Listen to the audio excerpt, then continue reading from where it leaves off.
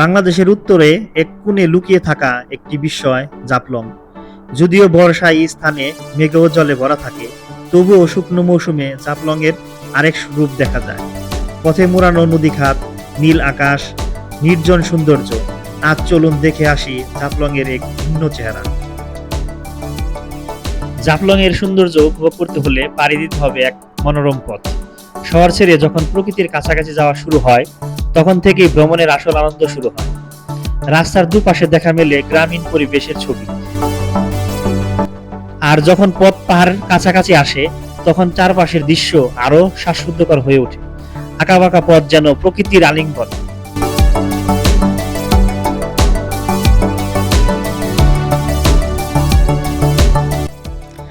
জাফলং সিলেট শহর থেকে মাত্র 60 কিলোমিটার দূরে।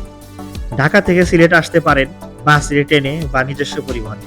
সেখান থেকে সিএনজি, মাইক্রোবাস বা বাইকে যেতে পারেন জাফলং এ।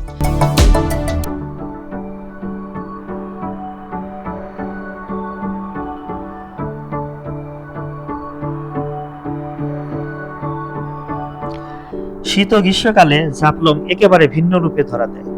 পিয়াইন নদীতে তখন থাকে অল্প পানি, কোথাও হাঁটু সমান, কোথাও একেবারেই শুকনো। নৌকা চলে না,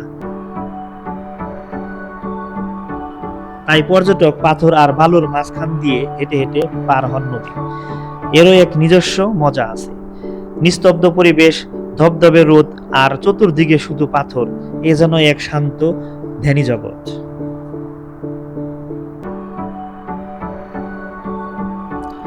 যারা নৌকা ভ্রমণের স্বাদ নিতে চান, তাদের জন্য আছে 0 পয়েন্টে অল্প পরিসরে নৌকা ভ্রমণের ব্যবস্থা। তবে এই সময় মূল নৌকা ভ্রমণের অভিজ্ঞতা না থাকলেও নদীর বুক ছিঁড়ে হাঁটার অভিজ্ঞতা অনেকের কাছে নতুন এক রোমাঞ্চকর।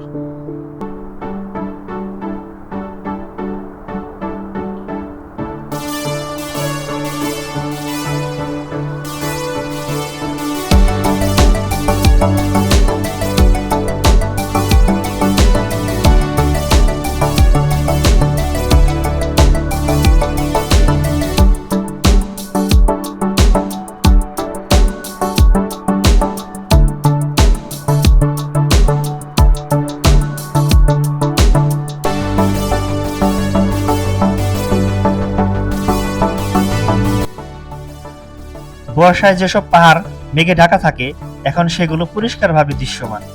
মেঘহীন আকাশের নিচে সবুজ পাহাড়গুলো যেন এক একটা বিশাল ছবি।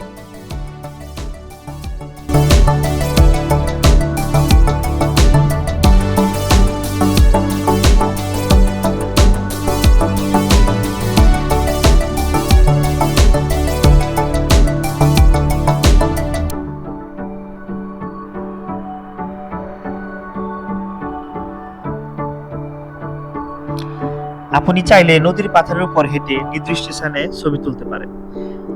তবে হাঁটার সময় সাবধানতা জরুরি। পাথর পিচ্ছিল হতে পারে। রোদ তীব্র হলে ছাতা ও টুপি সঙ্গে রাখা ভালো। নদীর পাশে কয়েকটি খাবারের দোকান আছে, চাইলে বিশ্রামও নিতে পারেন।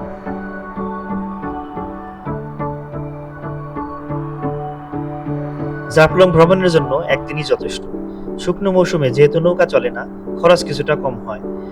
গড়ে জনপ্রতি খরচ হতে পারে 700 থেকে 1200 টাকার মধ্যে। সকালে রওনা দিলে বিকালের মধ্যেই ফিরে আসা যায় সিলেটে।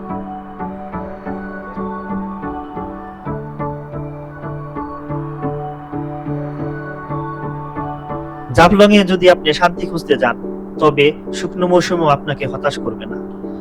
ঝলমলে সূর্য, চুপচাপ নদী খাত আর পাথরের রাজ্য, এই সব মিলিয়ে এক অন্যরকম সৌন্দর্য। জাফলং এমন এক জায়গা যেখানে প্রকৃতি কথা বলে। আপনি কখনো মেঘে, কখনো পাথরে, কখনো ঝর্ণায় পাবেন প্রকৃতির ভিন্ন কবিতা। শুকনো দিনে হোক আর বর্ষায়, জাফলং সবসময় মনকে ছুঁয়ে যায়। এই ছিল আমাদের জাফলং ভ্রমণের বাস্তব প্রকল্প।